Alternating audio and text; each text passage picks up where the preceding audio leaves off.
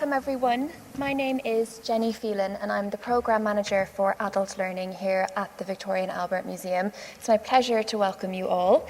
This talk tonight is one of a series we've been running with Rosie Goldsmith entitled Fashion and Fiction, which is a bit self-explanatory. Rosie interviews very well-known writers and talks to them about their love of clothes and some of the ways in which clothes and dress have inspired both their writing and their own lives. Tonight we are very delighted to welcome Joanna Trollop, OBE. Joanna is the author of 18 highly acclaimed best-selling novels, including A Village Affair and The Rector's Wife, and more recently, Balancing Act and her reworking of Jane Austen's Sense and Sensibility. This book, amongst others, are on sale outside of the lecture theatre this evening. So if you are interested, please do take a look once the conversation is finished, because Joanna has very kindly agreed to do a book signing which will take place just behind me on the stage. Welcome everyone. Lovely to see you all. I'm sure and hope there'll be a few people who've been before to these events. If you think of it, clothing and costume have been integral to narrative and character across cultures and across the centuries. And if you just think of Chaucer's Canterbury Tales, War and Peace, Anna Karenina, Proust's À la recherche du temps perdu, Scott Fitzgerald's Gatsby, and in our own time, Wolf Hall, Hilary Mantel, and so on. Every single book you'll find, even if it's by exclusion, you'll see that the importance of costume and the detail of dress or not. Now, fashion and fiction is, for me, it's the great unexplored treasure trove, or, if you like, sort of dressing up box of literature until now, until we started this series. And the series began exactly a year ago, this week, here at the V&A, which is, of course, a marriage made in heaven to have a series like this here at the V&A, with Margaret Atwood. And she was talking about her personal passion for clothes and the integral part they play in her novels. And then we had Linda Grant and Yong Chang. And if you weren't able to attend the events, as Jenny said, you'll be able to see them on the website. Now, I call all these writers very collectively my fashion and fictionistas, and tonight we have two star guests as a special treat for International Women's Day. I'm sure you all know. Two of my favourite women writers together in one event, Jane Austen and Joanna Trollop. Now, two best-selling novelists whose witty works of romantic fiction have earned them both places as two of the most widely read writers in English literature. Both so English, so prolific and popular, televised, adapted and satirised. Their clear-sighted and sympathetic insight into family life and relationships, the unfussy approach to life, however complex, and their craft as writers, their wonderful lively dialogue and characterizations and social realism makes them both, as the wonderful Henry James, who so loved Jane Austen, said, among the fine painters of life. So the ultimate tribute of Joanna to Jane is Joanna's modern-day retelling of Sense and Sensibility. We have a lot to talk about. Welcome, Joanna Trollop.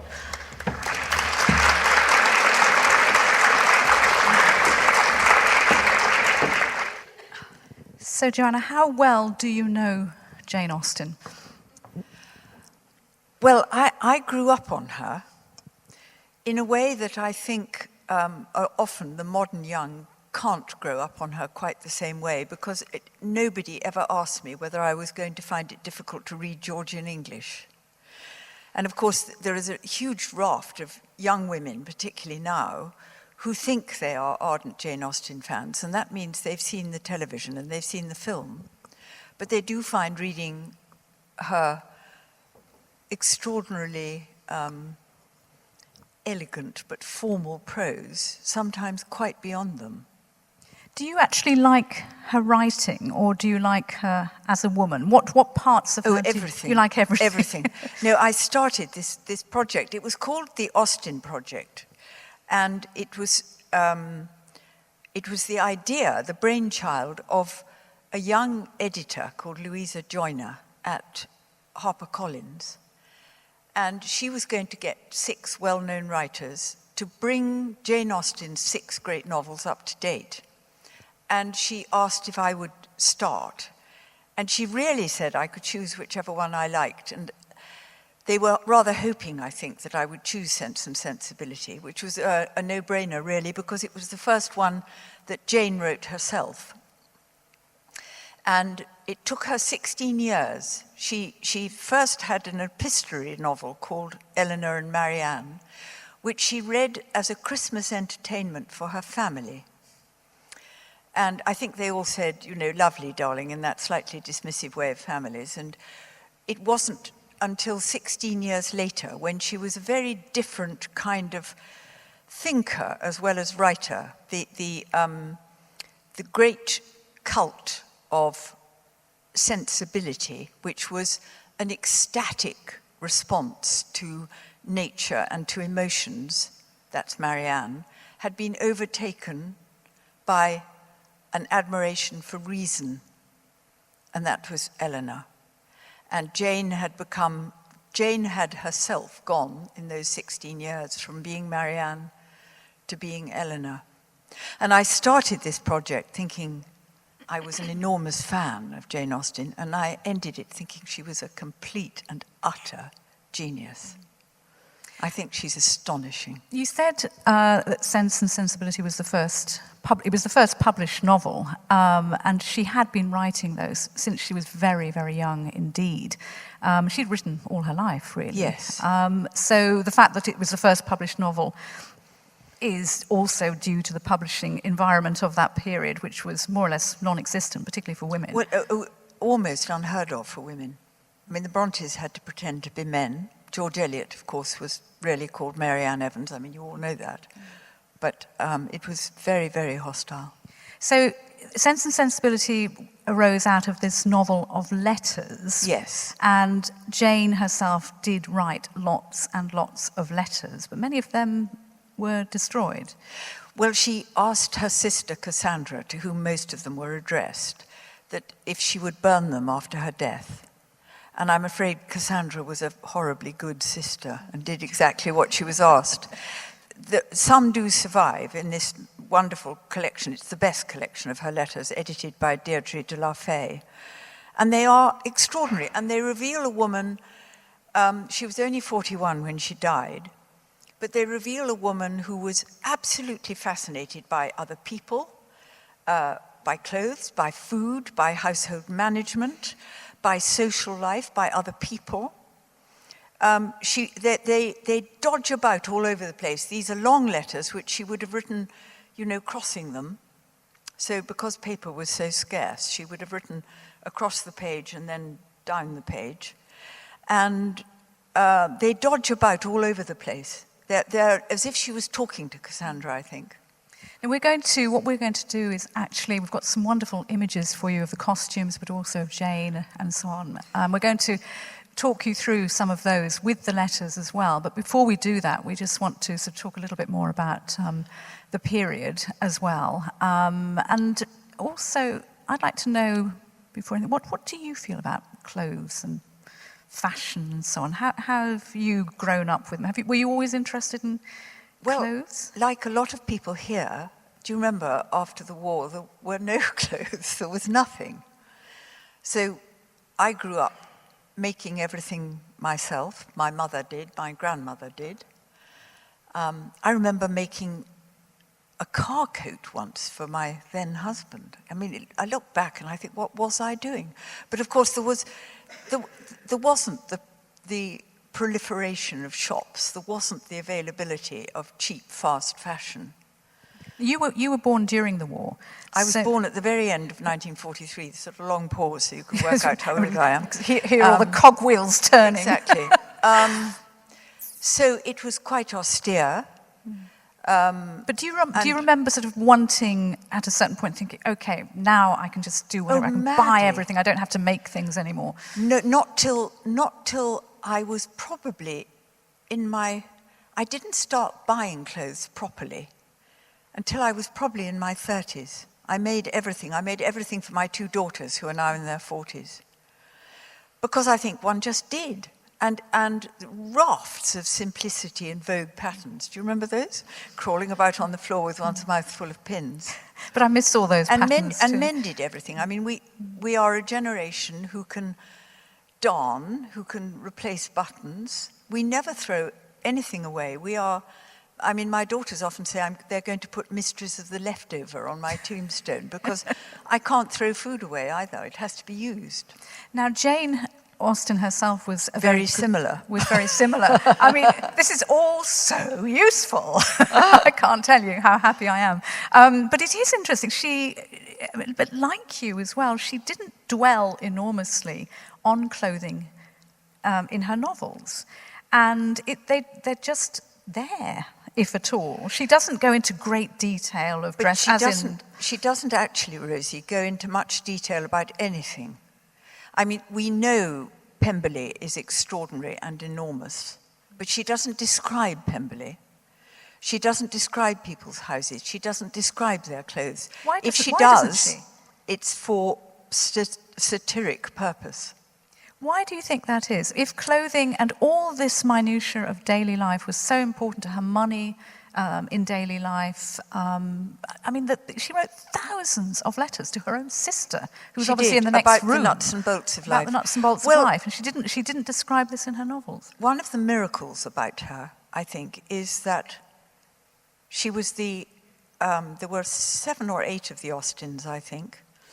She grew up in the parish of Steventon, which is west of Basingstoke, between Basingstoke and Whitchurch in Hampshire. So she was born in 1775. Yes. As all the Janeites. She was. So the Napoleonic Wars obviously dominated. There were 2 things that dominated life enormously for Jane Austen. I think this had an effect on everything. One was the Napoleonic Wars. The second thing was that the great commodity of that period was sugar. And sugar, of course, was not a million miles from the slave trade. The Austens were all abolitionists. But the reason why Mr. Bingley has absolutely nothing to do is because he is actually, like a Trustafarian, he's a young man whose lifestyle is provided for most lavishly by sugar. It's not mentioned. And why, Mr. Bingley is 22, 23, Mr. Darcy the same age. What built Pemberley? Well, I think probably Pemberley was built on the produce of the coal mines of Derbyshire. What were the lives of 18th century miners like? I mean, the thing about Jane Austen, it is so wrong to think of it being a sort of sprig muslin quality street romance. They're not. They're really quite muscular. Mm-hmm. And there are dark shadows in all of them. Now, the period you're describing is, you say, it's overshadowed by the Napoleonic Wars. Very much so. And the period in this country it's called the Regency era, yes. Georgian period. And she spent a long, long time in Bath as well. And she is called Bath's most famous citizen, I think, or writer. Every single place she's lived in, of course, she's revered. But she was exposed to high society, to very much fashion. So. Mm. She had lots of friends. She went out dancing and so on too. So Bath was very smart. And Bath was very, very smart indeed in that period. So it is interesting again that there's so little attention paid to fashion and clothing. Well, it's very interesting. She uses clothes in books. If she describes anybody's clothes, it's rather like describing the kind of vehicle they drive. You remember in Northanger Abbey, you remember John Thorpe, who frightens Catherine hugely. He's got, I think, a curricle, which would have been, the equivalent of a rather flashy sports car now, the kind, you can see Arab boys driving up and down Knightsbridge. Whereas, somebody more sober would have a barouche. And she only uses clothes in exactly the same way as to indicate whether somebody is of moral or ethical worth or not. So the women in her novels, if you think about it, and I'm sure all of you will know them even better than I do, if she wants to commend somebody and she thinks somebody is of stature, a woman, she describes her as elegant. Do you remember Jane Fairfax in Emma is described as elegant? Emma has great aspirations to elegance. The Bennet girls, except for the mud round Lizzie's hem, are not really mentioned, their clothes. So if somebody their clothes are described, it is for a purpose. I mean, in Pride and Prejudice, if you remember, Lydia and Kitty constantly want to go shopping in Meryton. There were no shops. You have to remember that Jane Austen lived in a period where there were virtually no shops. There were some, but not this sort of proliferation that we have now. And the clothes would come from, I mean, there was silk and there was cotton. It was the beginning of there was a lot of cotton from India, from the East. And of course, it was the East India And trading it was beginning to be processed in this country. And the East provided shawls. They were incredibly important. And I mean, as we'll see from the slides, their clothes are really quite flimsy when you think those are unheated houses. And just such a leap from the period before where you had these sort of big panniered dresses, like bicycle panniers on either side of each gown. It was such an interesting we need contrast. a fashion historian to explain why we suddenly went from these exaggerated clothes of the 17th century to... Well, maybe Napoleon and his Josephine had something to do with it. I mean, neither you nor I are wearing an Empire line dress, because actually it's the most awful fashion I've... It is. Do any of you possess that? So it's below the bodice, below the breast kind of... Well, they were fashionable. Do you remember, those of you of my age group, do you remember when the high waists in maybe the 1960s, the late 1960s and 70s? And we all had evening dresses with... And they weren't madly becoming. I mean, they were all right when you were young and fairly slender. Well, they draw attention to that bit and that bit. Which, and as you were saying, in Jane Austen's period, older women would have worn them as well as younger women. Indeed. So when they got quite all substantial... ages wearing it's a fascinating period of history, it really is. But there were some very flamboyant bits and pieces, as we'll see as well.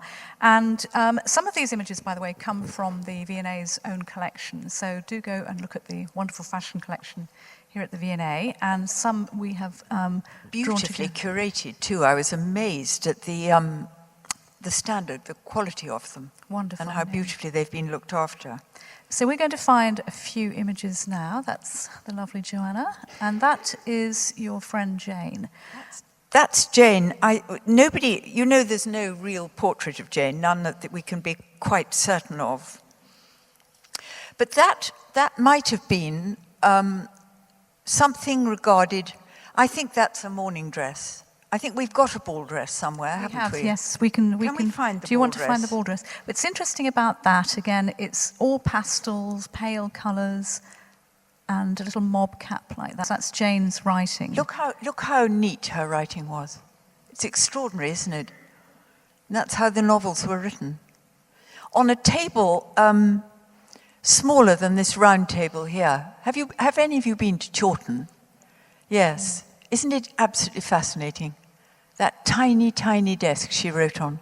And interestingly, if we were able to see the full picture here, we'd see that she'd actually written on all along the top and the edges as well. So she really did make the most of every little bit of paper there. This is a letter to Cassandra. Cassandra was away staying with, they had various cousins, and Cassandra was constantly going off to assist with the birth of one baby or another around the family. And Jane, I think, was very thankful not to be married, because marriage meant immediately, it meant childbirth and the very real possibility you would die in childbirth. And she interestingly refers to both Pride and Prejudice and Sense and Sensibility as my darling child. So I think when she had finally turned down Harry Bigwither, I think she was probably quite relieved. But this is her writing to Cassandra. She's at home in Steventon.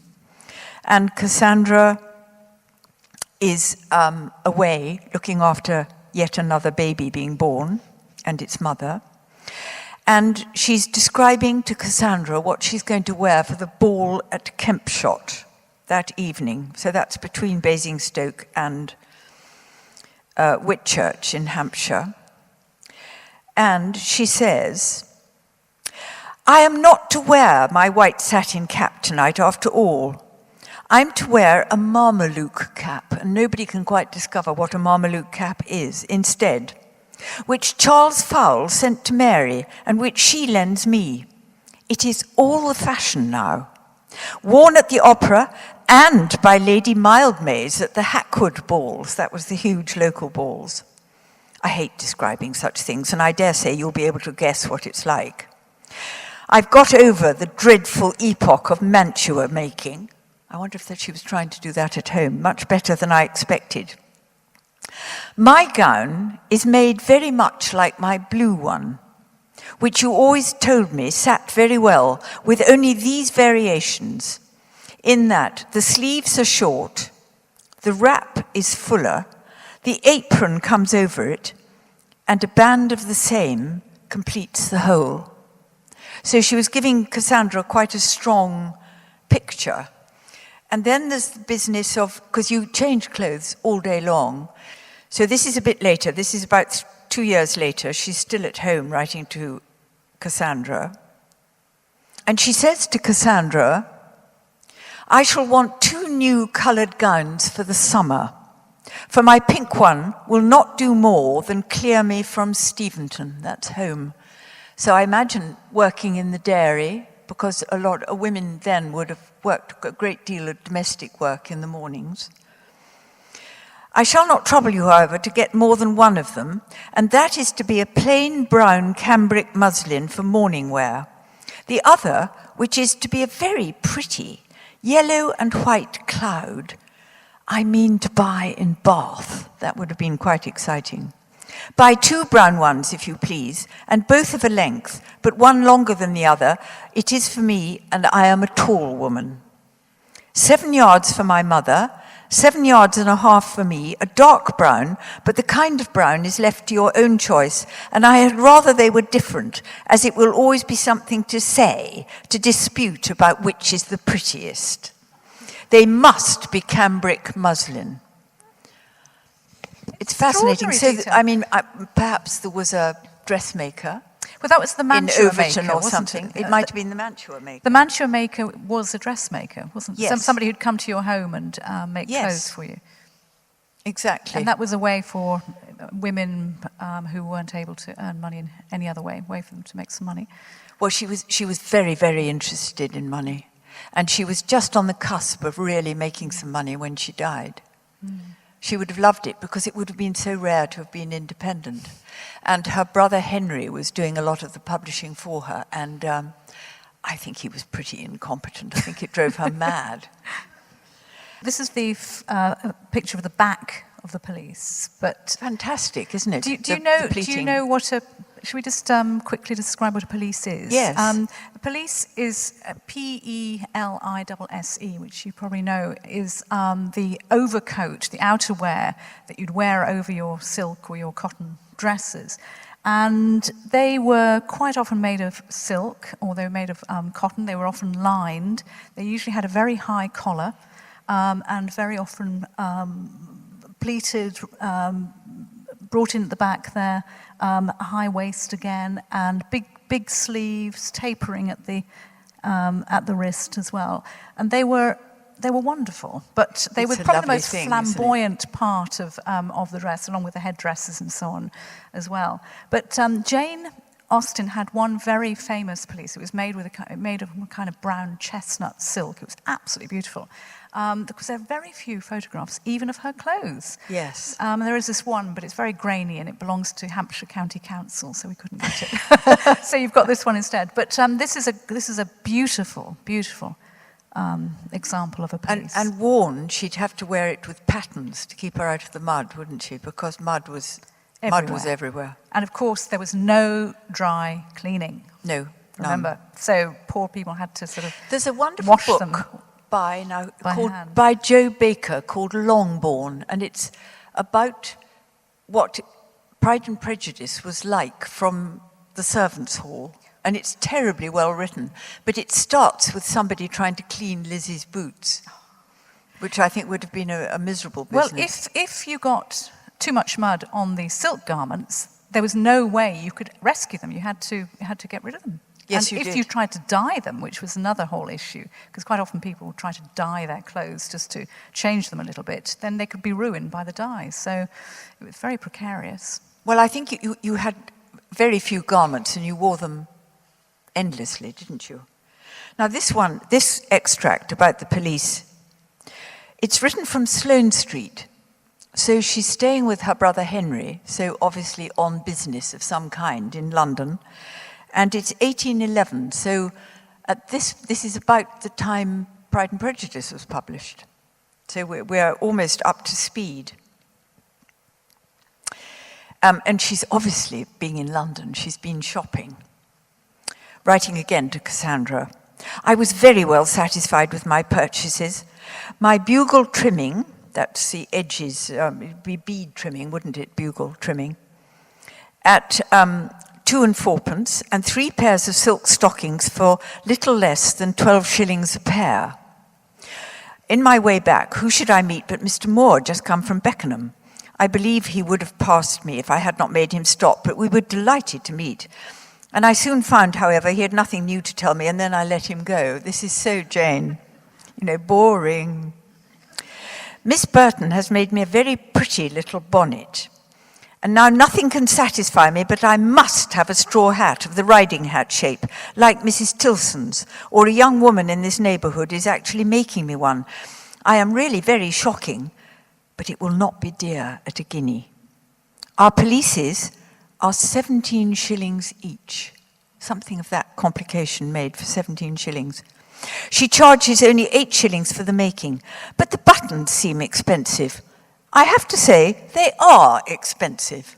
So the buttons would have been on the sleeves? On the yes, sleeves, you can see on the right-hand sleeve. You can see the faint image of buttons. I'm sure there'll be other pictures. Well, we can I think we ought to say something about the fact that their heads were always covered. Well, the heads were covered, but you mentioned the straw hats there, or the hats. And of course, the hat then became the bonnet. Instead of having it like that, it was like that, to frame the face. But again, it's an interesting change from the previous period as well. I mean, why did women always have to cover their heads, do you think? Well, you'd had wigs, hadn't you, before? So this was natural hair, at least. It was all obviously much more fluid, and I think it was erotic too, wasn't it?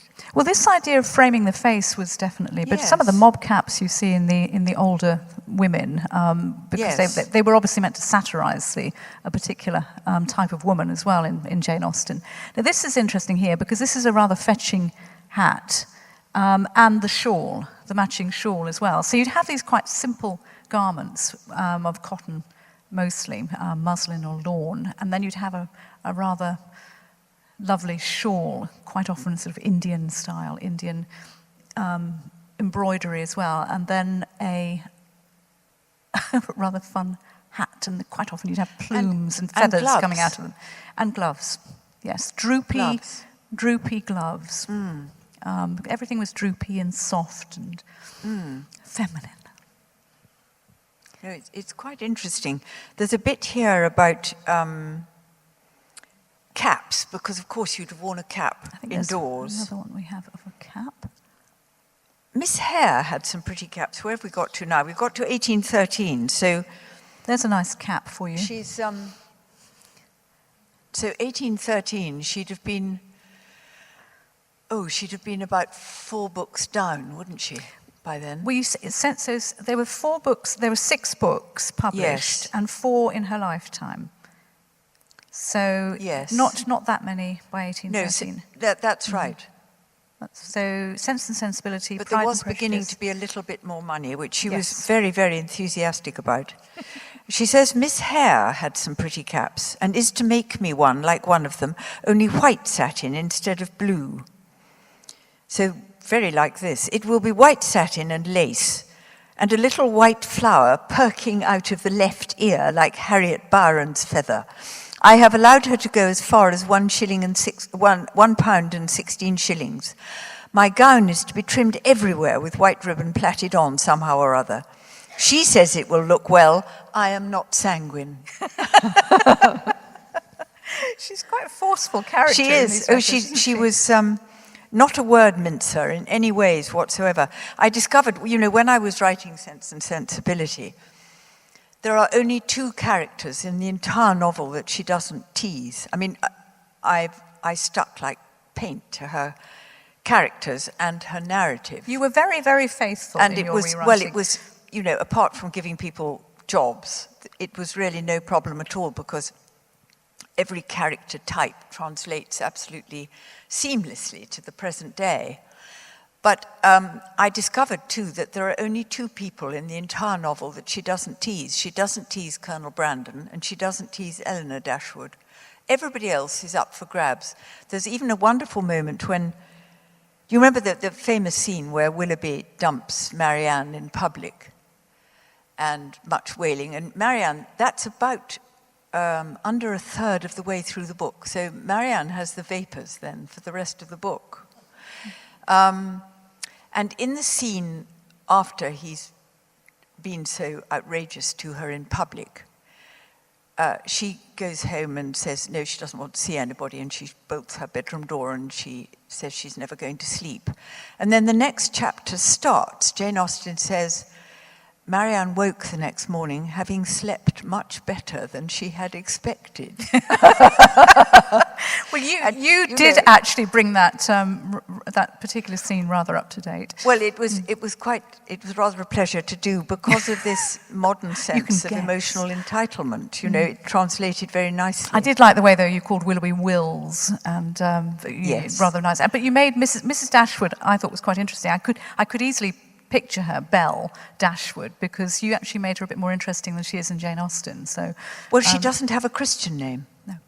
She doesn't have a first name. And she's very arty. Well, she's a painter, isn't she? Well, she's in right. yours? Yes, I've made her into a kind of superannuated hippie, but in the book she's a bit vacuous and a bit emotional, and she's very caught up in Marianne's passion for Willoughby. But what you do, you describe dress and clothing more in your version of Sense and Sensibility than Jane does, because you have Sir John Middleton. Yes, Is actually, he runs a clothing business, well, I've a quality clothing business I'm from home, afraid mail order. I should had imagine. Johnny Bowden in mind when I was writing to John Middleton. I just thought one of those rather hearty, classy, old Etonian clothes manufacturers. And you had the girls were wearing jeans and Yes. sloppy jumpers and had iPods. But you and so see, on. I think if Jane had been able to shop as we are able to shop, I think clothes would have featured far more. Jane was, because it was the vogue of her time, Jane was absolutely obsessed with the propriety of character and the dignity, the cultivation, the integrity of people mattered hugely. And because we are much more morally ambivalent, because we're so determined to be inclusive, Jane wasn't in the least interested in being inclusive. I mean, we might have made fun of Mrs. Elton, but we would have tried to find something good to say about her, because in our sort of politically correct way, we are not so dismissive. And she's really quite ruthless about the people who are beyond the pale. And Mrs. Elton, when it comes to clothes, there's just tiny hints that Mrs. Elton's clothes are overdone, in the modern term, blingy, a bit vulgar, a bit too much of everything. And she's given things to say. She's describing somebody's wedding. And she says, it was so disappointing. There was so little white satin.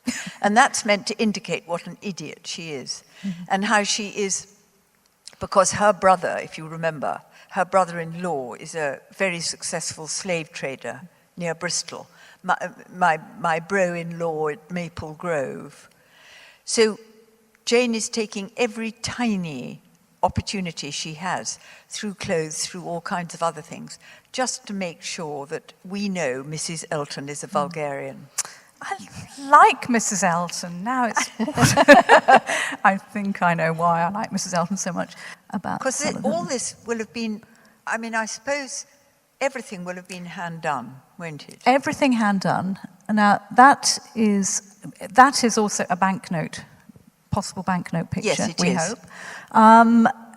Which I really do like that so much. And I think the blue, because of course white was the preferred colour. Everybody wanted white dresses. Perfectly impractical. But this blue is gorgeous. And short sleeves. Yes. Very interesting, again, short sleeves. Whereas as you grew older, you had longer sleeves. And Jane, when she was very ill, she was dying, as we think might have been Addison's disease. She died at the age of 41, and she spent a lot of time in bed and so on. She was covered with She was shawls on a row of upright dining room chairs in the sitting room of the house, while her mother, who was the last word in hypochondria, had the sofa. Jane, who was really dying, lay on a row of upright chairs. Goodness, I didn't realise that. I really didn't. Of course, Not very keen on Mrs. Austen. I don't think Jane was, no. No, which is why some of those women in those books the mothers particularly, don't come off very well, do they? Right, so that's the lovely writing, which you can actually read. And when you think that's all done, not just with a quill pen, but something that had to be dipped, because it's extraordinarily even. She wouldn't have had to make ink. That would have been around by then. But it's phenomenal, isn't it? But the novel itself hadn't been around very long, and that is also fascinating. It's as if, when Jane wrote Sense and Sensibility, it's as if I was writing in a genre which had only been really established about 1990.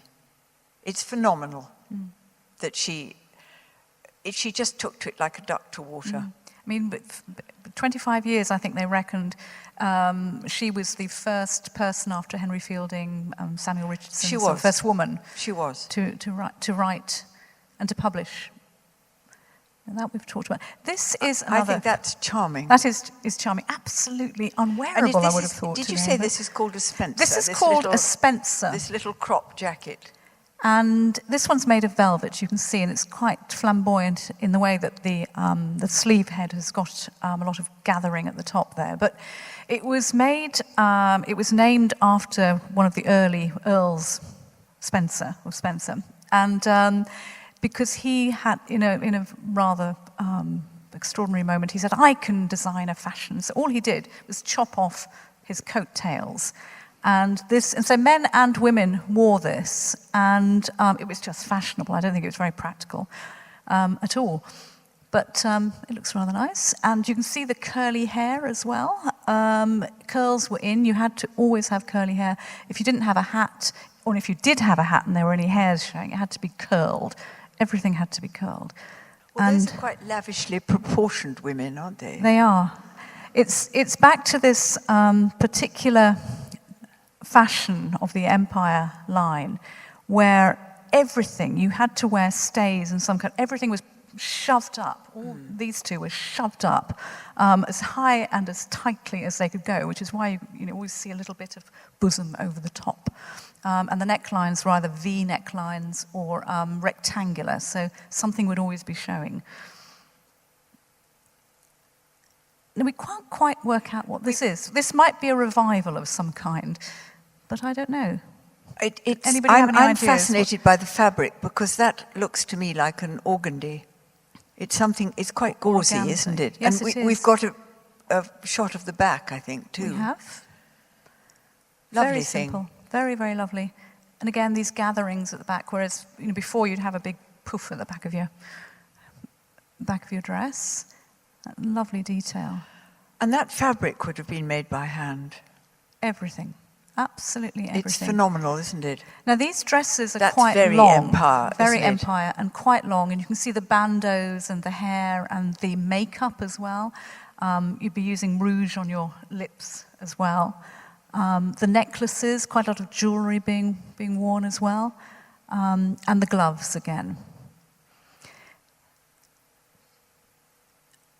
Now this, if you've ever seen the 1995 film Sense and Sensibility, that was I think Gwyneth Paltrow and Kate Winslet and various. This is the kind of dress that the good girls would always wear, because they were meant to be very free, and they'd have a little shawl over them and maybe a little bonnet or something. But if you think how extremely simple that is. But you know, it's still trimmed, isn't it? You see, when she was talking about in the extract I read about having bought the bugle beads, there's a quite a complicated braid which would also have been handmade around the sleeves and around the hem. How do you think the I wonder if that fabric was Indian, though. I should imagine it was, because most of the cotton, of course, was coming from India. Yes, But very much so. so simple. Drawstring. And of course, no sewing machines to make it, so that would all have been hand-stitched. Now, Jane herself did sew. She did. Didn't she? Well, everybody sewed, because you made children's clothes, didn't you? You made things eternally. And you're constantly darning as well. Now, this is an example, again, this would be an Indian cotton of some kind embroidered. Absolutely beautiful. The dresses did get shorter and shorter because it was just more practical, of course, Yes. if you're walking through the mud. Yes. And sometimes you just chop off the bottom of your dress anyway. That's something that we want to get on and talk about, is the influence that this design still has today. Very, very much so. And of course, you could dress yourself now, couldn't you? Because later on, you know, if you think of Downton Abbey, by the time you got on to mid-Victorian, late Victorian, Edwardian clothes, it was very difficult to get into them on your own. But yes, no, all and being this. laced up the back and this kind again, of thing. these are dresses that were worn by the middle classes and the upper middle classes to a certain degree, but also by simple working women as well. Not this particular one, but there'd be a simple chemise. But I was looking through a fashion magazine, as I often do, this week, and I saw a dress that could have been out of a Jane Austen novel. Because there is, at the moment, a revival of the so-called boho 60s kind of dress, because it'll be constantly coming back, won't it? Well, I think, you know, that as I often feel about themes in fiction, as I was saying to you earlier, there's nothing about the human condition that Shakespeare or Sophocles hasn't thought of already. But our job as modern novelists is to reinterpret these old truths about the human condition for our own times. And I suppose the same is true for clothes, for painting, for all kinds of styles, that, that will inspire something. Well, the Alexander McQueen show here was an example of taking various things from history and putting them through the filter of 2005 or whatever it was, for a modern interpretation. So even if this is all very influenced, and Laura Ashley indeed was very influenced by this, it's got a modern twist, hasn't it? There's been a contemporary difference to bring it up to the way people live now, which is very different. Of course, women were going to get much more immobile than this. I mean, this is an extraordinary these period, women wasn't moved it? about and walked and were It's quite like a busy. glitch, wasn't it? It's like a glitch in fashion history, But this the moment. Victorians put women back into the doll's house. A woman was much easier to control if she'd been infantilized. So she became, as Florence Nightingale said, a kind of wind-up toy in the drawing room, and you waited for a man to come in and turn the key. And then you did your little song and dance bit, and then he went out, and you waited for somebody else to come and do the same for you. That's I mean, all the boredom. changed now. Yes, It's all changed. yes. No, there is no excuse for boredom now. No. But yes, I mean, I just want to quickly whiz through these and make sure we've seen them all, because there is one thing. Of course, if you were a girl in 1810, you would have probably 3 or 4 dresses. Yes. You would have maybe a couple of pair of shoes. They'd all be flat because they believed in comfort. No, the shoes are really extraordinary. Now, where are we? The shoes are amazingly modern. Look, isn't that a desirable little bit of footwear? And very flat. Now, one They're thing, lovely, aren't they? They're lovely. Ballet pumps. Yeah. There you are today, but not very good for your arches. But the interesting thing about that period again, which again is such a unique period of history, fashion history, is that, of course, everybody danced. Jane loved dancing too, Yes, didn't she? they all danced. They all danced, And so of they course, had to have comfortable But shoes. you didn't dance in pairs. I mean, you danced in pairs, but you weren't held by your partner. No. So the fact that you were possibly uncorseted would Yes. not have been. So you could wear quite a flimsy dress, which of course, Exactly. if you see in all the adaptations, they are quite flimsy. You danced holding somebody's hand, but in a pattern. But these, as you can see, this is an indication of how popular just movement was, being comfortable. Again, a very interesting aspect of this time. And because Jane loved dancing, she's always describing the balls and the various social gatherings. And quite often you'd be dancing after dinner too, wouldn't you? Yes, you did, and you walked. I mean, everybody in her novels walks, don't they? And, the two silly sisters, the two silly Bennet sisters, are always going into Meryton. And you did walk. So I think I want to get on to one thought, which I think you will also. Now, Oh, him. and this is a special. Okay, it's my little weakness, but your special treat. He was absolutely gorgeous, wasn't he? He was. Yes, he was. He is. Yes, he is. He is. Even in his funny Christmas sweaters in Bridget Jones's diary. But there is a reason to this, which is obviously the male dress very, very different, but also very Wonderful comfortable. clothes for men. Very, very, very wonderful clothes. And they also wore the pelisse, the overcoat, and these cravats as well, the high necks. This brings us up to this idea of adaptations and modernization of Jane Austen. There isn't a novelist I can think of who's been, if you like, sort of taken to heart and imitated and impersonated and copied as much as Jane Austen. I mean, there are Janeites, but there are no sort of. If you go on, you go online. I think in the last 5 years there've been over 2,000 Jane Austen-inspired books of one kind or another. People cannot leave her alone. And why is that? I think it is partly because of her profound understanding about the three main strands of fiction: romantic love, money, and class. I think she understood that. I think she has also, the films and television has done an enormous amount. And I think there is a great misunderstanding, unfortunately, a modern misunderstanding, of her being, they are all love stories with happy endings. Well, they're successful conclusions at the end of her books because marriage was a career for a gently born woman. I mean, it was almost impossible for Jane to earn a living. Because how else would you earn a living? How else would you earn a living? And you didn't want to be a governess because then you were you belonged to no class and were treated disgracefully, as Jane Eyre demonstrates. But I think there's been a misunderstanding. There's been, I do honestly think the cinemas had an enormous amount to do with it. I mean, there was a massive revival of Jane Austen through the films and the TV series, and you had that famous Sense and Sensibility film, by Emma Thompson. Emma Thompson. Yes, wonderful film. Wonderful film. That was Yes. 1995. Then you had Pride and Prejudice, which is why he's there, in 1995 as well. That was television, wasn't and that it? was television. What do you And think of course, all the those scene that films he's so famous for is not in the novel. Andrew Davis wrote it into the television adaptation. Well, I'm sure that you sympathise with Andrew Davis to a certain degree. Oh, I because think he's done an updates- extraordinary job, yes. And think what he did with War and Peace, which is quite wonderful, I think. But I think also he is quite right to point out that everybody in these novels is incredibly young. I mean, a lot of these girls would have been dead before they were 30, and a lot of them would have died in childbirth.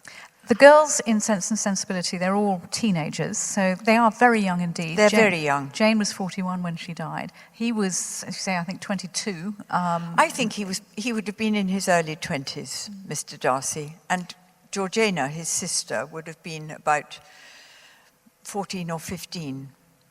Do you like these adaptations? Do you think that Jane can be done to death? I mean, Not really, because nobody, I mean, I do think Emma Thompson got as close as is possible to get, because she was so very, very acute about the emotional suffering of Eleanor Dashwood. Because when I came to look at Sense and Sensibility, it's perfectly plain to me that, what's he called? Who's the man Eleanor's in love with? Willoughby. No, who Hugh Grant plays in the movie. Edward yes. Ferrars, thank you so much. I think he's a depressive, without any question, and bullied by his family. And of course, that's a very modern interpretation to be able to put on it.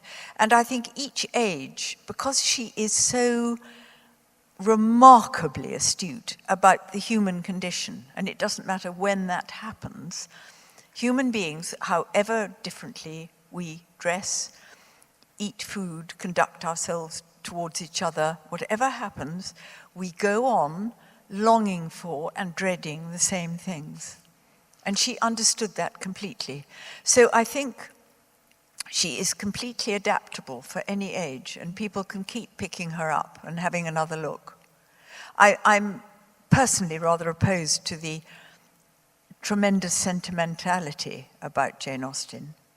They are not just love stories. You know, marriage was a serious career choice then, and you had to marry well. And money was of consequent importance. It was unbelievably important, because if you fell from prosperity in Jane Austen's day, you didn't fall to poverty, you fell to utter destitution. You had nothing to eat, you were in rags in the gutter. And so you married well often because that saved you from this appalling fate. You didn't marry for romantic love. Romantic love was much later. But it was wonderful if you could marry somebody who was going to be the most marvelous companion to you. And that was rare indeed. That was quite rare. But what is very interesting, if you notice at the end of all her novels, she loses interest in them. The minute she's done the chase, when it gets to everybody's weddings, she kind of turns her back. Just look at the last page of all your Jane Austens when you get home, and you'll see her saying, well, I expect they were okay, not really interested. Which is why it's interesting when P.D. James wrote that Return to Pemberley, which was on television a year or two ago. And I think it worked very well, actually, because she was trying to imagine what happened after they got married. Now, as a very special treat at the end, we'll have a few questions in a minute as well. Joanna's going to read from her new novel, and which is coming out next year. It'll be out in about a year. Be out in about a year, but it also does mention... Well, they always mention clothes. Because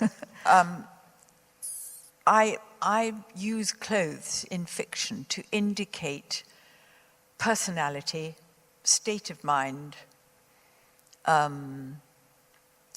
social class, or to indicate that you're coming up against a person of a particular kind. I mean, I remember when I wrote The Rector's Wife, quite early on in the beginning, the heroine, Anna Bouverie, is wearing a huge skirt made out of some curtains that a parishioner has given her to use somewhere in the rectory because she has none. And she's made this enormous dramatic skirt out of it. And her frugality, her inventiveness, her mother's an actress, slight theatricality, you get a lot out of the fact that you know she's made her own skirt this way. At the beginning of Daughters-in-Law, the favourite daughter-in-law is an art student and aggressively bohemian in her appearance, so you kind of know where you are. But sometimes clothes are very useful to indicate a state of mind.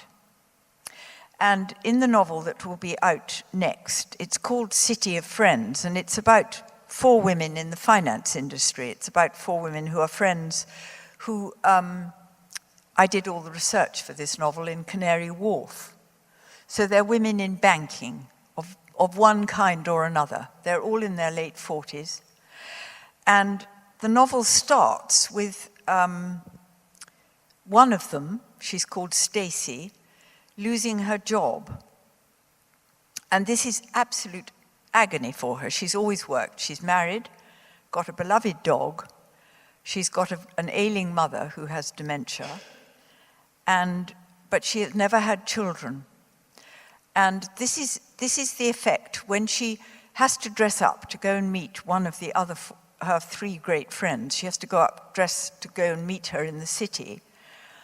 This is her trying to find something to wear. She's been in jeans and an old jersey of her husband's at home in this very demoralized state. And this is an indication of how I would use clothes. It's not that differently from Jane Austen in a way, but this is to indicate a state of mind. She had lost weight or something dramatically. She'd never been exactly thin, but her clothes and her body in the past, and at least looked as if they belonged together. She'd never been a beauty, after all, and had once caught sight of a work assessment that described her as pleasant looking. But she had definitely and successfully once made the most of what there was. But now, standing in front of the long mirror in her bedroom, in her favourite suit, work suit, black and white flecked tweed with a black leather piping, the sight was appalling. The skirt hung limply on her as if it couldn't be bothered to try and accommodate itself to someone of so irrelevant a size. And the jacket stood away from her neck and shoulders, gaping and alien. She slid her hand inside her waistband. It was loose, but not that loose. Had her hips and thighs shrunk? What had happened? She didn't feel thinner, after all. She just felt lumpy and bloated, saturated with all the wrong things, misery especially. She threw the suit jacket on the bed and stepped out of the skirt.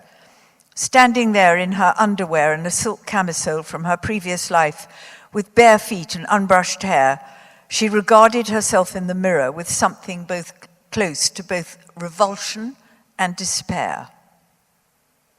She picked up the jacket and skirt and put them on the hanger. And she then unhooked a sweater dress from the rail in her wardrobe, navy blue, round-necked, knee-length, always before slightly on the tight side. Would that do? So that's using clothes as an indication of a kind of despair reflected in your body and how you feel in your clothes, but actually to do with what's going on inside your head. And that's where they are in fiction, as far as I'm concerned now, so incredibly useful. Joanna Trollop immediately understood what I was trying to do with fashion and fiction, and I'm sure this hour has proven to all of you that we were absolutely right. That was absolutely wonderful. A remarkable hour. Thank you so much, Joanna Trollop. I've loved it, and thank you so much Thank you for very, coming. very much.